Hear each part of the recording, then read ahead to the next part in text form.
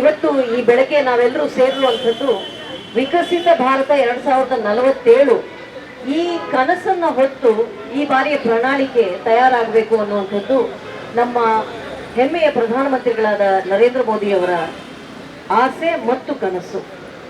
ಈ ವಿಕಸಿತ ಭಾರತ ಹೇಗಿರಬೇಕು, 2047ರ ವೇಳೆಗೆ ಅಭಿವೃದ್ಧ ಆಗಿರುವಂತಹ ಭಾರತ ಹೇಗಿರಬೇಕು ಅನ್ನುವ ನಿಟ್ಟಿನಲ್ಲಿ ಜನಾಭಿಪ್ರಾಯವನ್ನ ಸಂಗ್ರಹಿಸಿ ಆ ಎಲ್ಲ ಜನಾಭಿಪ್ರಾಯವನ್ನ ಕ್ರೋಢೀಕರಿಸಿ ತದನಂತರದಲ್ಲಿ ನಮ್ಮ ಈ ಬಾರಿಯ ಪ್ರಣಾಳಿಕೆಯನ್ನು ತಯಾರಿಸಬೇಕು ಅನ್ನುವಂಥದ್ದು. ಅದಕ್ಕೆ ಸಂಕಲ್ಪ ಪತ್ರ ಅನ್ನುವ ಹೆಸರನ್ನು ಕೊಟ್ಟಿದ್ದಾರೆ. ಹಾಗಾಗಿ ವಿಕಸಿತ ಭಾರತದ ಸಂಕಲ್ಪವನ್ನ ನಾವೆಲ್ಲರೂ ಮಾಡಿಕೊಳ್ಳೋಣ. ಜನಾಭಿಪ್ರಾಯವನ್ನ ಸಂಗ್ರಹಿಸೋದ್ರ ಮೂಲಕ ಈ ಸಂಕಲ್ಪ ಪತ್ರ ತಯಾರಾಗಲಿ ಅನ್ನೋ ನಿಟ್ಟಿನಲ್ಲಿ ಇವತ್ತು ಅನೇಕ ಜನ ಬೇರೆ ಬೇರೆ ಕ್ಷೇತ್ರಗಳಲ್ಲಿ ಪ್ರಮುಖರಾಗಿರುವಂಥವರು, ಬೇರೆ ಬೇರೆ ಕ್ಷೇತ್ರಗಳಲ್ಲಿ ಸಾಧನೆಯನ್ನ ಮಾಡಿರೋರು ನಮ್ಮೊಟ್ಟಿಗಿದ್ದಾರೆ. ಸುಂದರರಾಜ್ ಅವರು ನಿಮಗೆ ಗೊತ್ತು, ಕಲಾವಿದರು, ಅನೇಕ ಸಿನಿಮಾಗಳಲ್ಲಿ, ನೂರಾರು ಸಿನಿಮಾಗಳಲ್ಲಿ ಬೇರೆ ಬೇರೆ ಭಾಷೆಗಳಲ್ಲಿ ಅಭಿನಯಿಸಿರುವಂಥವ್ರು. ಅವ್ರಿಗೇನು ಅನ್ಸುತ್ತೆ, ಯಾವ ರೀತಿಯ ಸಂಕಲ್ಪ ಪತ್ರ ನಮ್ಮದಾಗಿರ್ಬೇಕು ಅನ್ಸುತ್ತೆ ಅನ್ನುವಂಥದ್ದು. ಅದೇ ರೀತಿಯಾಗಿ ಖ್ಯಾತ ಉದ್ಯಮಿಗಳು ಸದಾನಂದ ಮಯ್ಯ ಅವರಿದ್ದಾರೆ. ಅದೇ ರೀತಿಯಾಗಿ ಕ್ರಿಕೆಟ್ನಲ್ಲಿ ತಮ್ಮದೇ ಆದಂತಹ ಒಂದು ವಿಶೇಷ ಸ್ಥಾನವನ್ನ ದೇಶದ ಎಲ್ಲ ಕ್ರಿಕೆಟ್ ರಸಿಕರ ಮನಸ್ಸಿನಲ್ಲಿ ಗಳಿಸಿರುವಂತಹ ವಿಜಯ್ ಭಾರದ್ವಾಜ್ ಅವರು ನಮ್ಮ ಜೊತೆಗಿದ್ದಾರೆ. ಅವರು ಕೂಡ ತಮ್ಮ ಅಭಿಪ್ರಾಯವನ್ನ, ತಮ್ಮ ಸಲಹೆಯನ್ನ ಈ ಸಂಕಲ್ಪ ಪತ್ರಿಕೆ ನೀಡಿದ್ದಾರೆ. ಇವರೆಲ್ಲರಿಗೂ ನಾನು ಧನ್ಯವಾದಗಳನ್ನ ಅರ್ಪಿಸ್ತೀನಿ. ಇದೇ ರೀತಿಯಾಗಿ ಇಲ್ಲಿ ನೆರೆದಿರುವಂತಹ ಎಲ್ಲರೂ ಈ ಸಂಗ್ರಹ ಅಭಿಯಾನಕ್ಕೆ ಕೈ ಜೋಡಿಸ್ಬೇಕು ಅಂತ ನಾನು ಕೇಳ್ಕೊಳ್ತೀನಿ. ನಿಮ್ಮ ಸಲಹೆಗಳನ್ನ ನೀಡೋದ್ರ ಮೂಲಕ ದೇಶಾದ್ಯಂತ ಈ ಕಾರ್ಯಕ್ರಮಗಳನ್ನ ಮಾಡ್ತಾ ಇದ್ದೀವಿ. ಸುಮಾರು 1 ಕೋಟಿಯಷ್ಟು ಸಲಹೆಗಳು ಸಂಗ್ರಹ ಆಗಬೇಕು ಅನ್ನೋದು ಅಭಿಲಾಷೆ. ಆ ನಿಟ್ಟಿನಲ್ಲಿ ಕರ್ನಾಟಕದ ವಿವಿಧ ಭಾಗದಲ್ಲಿ ಈ ಕೆಲಸವನ್ನು ನಾವು ಮಾಡ್ತಾ ಇದ್ದೀವಿ. ತಾವೆಲ್ಲರೂ ಇವತ್ತು ಬಂದು ಇಲ್ಲಿ ನೆರೆದಿದ್ದು ಈ ಅಭಿಪ್ರಾಯ ಸಂಗ್ರಹ ಅಭಿಯಾನಕ್ಕೆ ಕೈ ಜೋಡಿಸಿದ್ದು ನಮಗೆ ಬಹಳ ಹೆಮ್ಮೆಯನ್ನ, ಖುಷಿಯನ್ನ ತಂದಿದೆ. ಧನ್ಯವಾದಗಳು. ನಾನು ಎಲ್ರಿಗೂ ಧನ್ಯವಾದಗಳನ್ನ, ಕೃತಜ್ಞತೆಗಳನ್ನ ಅರ್ಪಿಸ್ತೀನಿ. ಎಲ್ಲ ನನ್ನ ಭಾಜಪ ಅಭಿಮಾನಿಗಳಿಗೆ ನಮಸ್ಕಾರ ಮಾಡ್ತಾ, ಇಲ್ಲಿ ಸೇರಿರುವ ಎಲ್ಲರೂ ಕೂಡ ನಮ್ಮ ಅಭಿಪ್ರಾಯ ಇಷ್ಟೇ, ಸದೃಢ ಭಾರತ, ಸ್ವಚ್ಛ ಭಾರತ ಬರಬೇಕಷ್ಟೇ. ನಾನು ಮೊದಲಿನಿಂದ ಒಂದು ನೋಡಿರೋದೇನಪ್ಪ ಅಂದರೆ, ಇಲ್ಲಿ ನೆರೆದಿರುವ ಎಲ್ಲರೂ ವೇದಿಕೆ ಮೇಲೆ ಇರೋರ ಬಗ್ಗೆ ಮಾತಾಡಬೇಕಂದ್ರೆ ಅವರವರು ಅವರ ಕಾರ್ಯಕ್ಷೇತ್ರದಲ್ಲಿ ಬರೀ ಯಶಸ್ಸಲ್ಲ, ಆ ಸಾಧನೆಯ ಮೂಲಕ ಅವರು ಬದುಕನ್ನು ನಡೆಸ್ಕೊಂಡು ಬಂದಿದ್ದಾರೆ.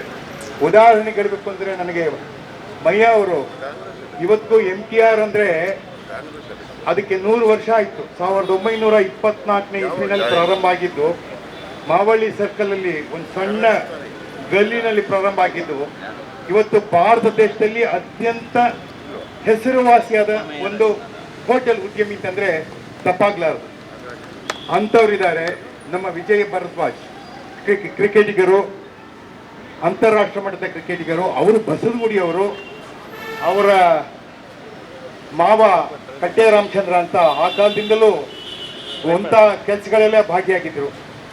ಮತ್ತು ನನ್ನ ಗೆಳತಿ ಹಾಗೂ ಭಾಜಪನ ಉಪಾಧ್ಯಕ್ಷ ಆಗಿರೋರು ಮಾಳ್ವಿಕಾ ಅವಿನಾಶ್ ಅವರು. ಒಳ್ಳೆಯ ವಾಗ್ಮಿ, ಬಹಳ ಚೆನ್ನಾಗಿ ಮಾತಾಡ್ತಾರೆ. ಅವರು ಲಾಯರ್ ಆಗಿದ್ದವರು. ಸಿನಿಮಾದಲ್ಲಿ ಕೂಡ ಅವ್ರು ಕೆಲಸ ಮಾಡುವಾಗ ಅಷ್ಟೇ ಅಚ್ಚುಕಟ್ಟಿರುತ್ತೆ. ಹಾಗೆ ನಟರಾಜ್ ಅವರಾಗಿರ್ಬೋದು, ನಮ್ಮ ಹರೀಶ್ ಅವರಾಗಿರ್ಬೋದು, CK ರಾಮಮೂರ್ತಿ ಅವರಾಗಿರ್ಬೋದು. ನಮ್ಮೆಲ್ಲರ ಗುರಿ, ನಮ್ಮೆಲ್ಲರ ಆಸೆ ಹ್ಯಾಟ್ರಿಕ್ ಆಗಬೇಕು. 3ನೇ ಸಲ ನಮ್ಮ ನರೇಂದ್ರ ಮೋದಿಯವರು ಚುಕ್ಕಾಣಿಯನ್ನು ಹಿಡಿದು ಏನು 2047ಕ್ಕೆ ಅವರೊಂದು ಗುರಿ ಹಾಕ್ಕೊಂಡಿದ್ದಾರೆ. ಅದು ಕೇವಲ ಸದೃಢ ಭಾರತ ಅಂದರೆ ಬರೀ ಭಾರತಕ್ಕೆ ಮಾತ್ರ ಮೀಸಲಾಗದೆ ಇಡೀ ಪ್ರಪಂಚದಲ್ಲೇ ನಂಬರ್ 1 ಕಂಟ್ರಿ, ಒಂದು ದೇಶ ಅಂದರೆ ಅದು ಭಾರತ ಆಗಬೇಕು ಅನ್ನೋದು ನಂದು ಕೂಡ ಆಸೆ ಇರೋದನ್ನ ಆ ಮಟ್ಟದಲ್ಲಿ ಅದನ್ನು ಹಾಕಿದ್ದೀನಿ.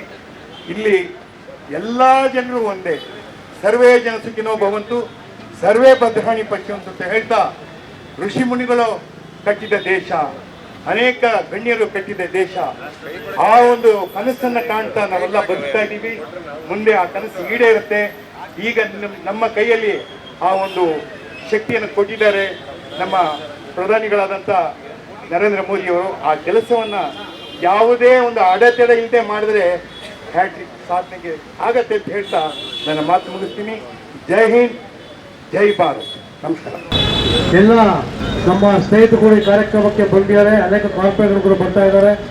ಸ್ವಾಗತವನ್ನು ಕೋರ್ತಾ ಇವತ್ತು ಮತ್ತೊಮ್ಮೆ ಮೋದಿ ಸರ್ಕಾರ ಬರಬೇಕು ಅಂತ ಎಲ್ಲರ ಒಂದು ಅಭಿಲಾಷೆ ಇದೆ.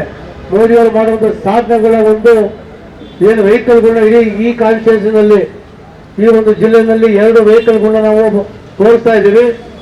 ಇದಾದ್ಮೇಲೆ ಮತ್ತೆ ಮ್ಯಾನಿಫೆಸ್ಟೋಗಳಿಗೆ ಏನೇ ಒಂದು ಸಮಸ್ಯೆ ಇದ್ರೂ ಕೂಡ ಮ್ಯಾನಿಫೆಸ್ಟೋ ನಾವು ಏನು ಸೇರಿಸಬೇಕು ಅಂತ ಅದನ್ನು ಅನೇಕ ದೊಡ್ಡ ದೊಡ್ಡ ಮನುಷ್ಯಗಳನ್ನ ಒಂದು ಸಲಹೆಗಳನ್ನ ಕೂಡ ನಾವು ತಗೊತಾ ಇದ್ದೀವಿ.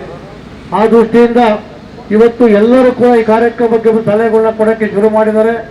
ಈ ಕಾರ್ಯಕ್ರಮಕ್ಕೆ ಮನವಿಗೆ ಹೋಗೊಟ್ಟು ಇವತ್ತು ಈ ಕಾರ್ಯಕ್ರಮ ನಮ್ಮೆಲ್ಲರ ಮಾರ್ಗದರ್ಶಕರಂತ ತರುಣ ಮಯೂರ್ ಬಂದಿದ್ದಾರೆ. ಅವರು ಕೂಡ ನಾನು ವಂದನೆಯನ್ನು ಹೇಳ್ತಾ ಇದ್ದೀನಿ.